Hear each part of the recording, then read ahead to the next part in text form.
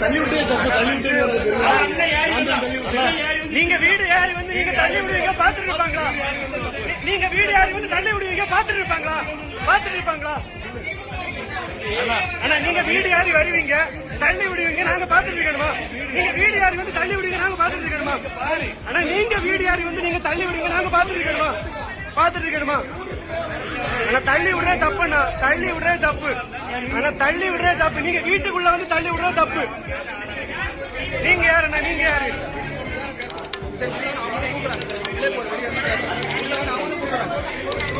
தேவையில்லாம வீடு யாரு வந்து இப்படி எல்லாம் பிரச்சனை பண்றது தப்பு. சரியாண்ணா? யாரா இருந்தாலும் தப்பு தான். வீட்டுக்குள்ள வந்து பிரச்சனை பண்ணீங்க பாத்துட்டு இருக்கணுமா?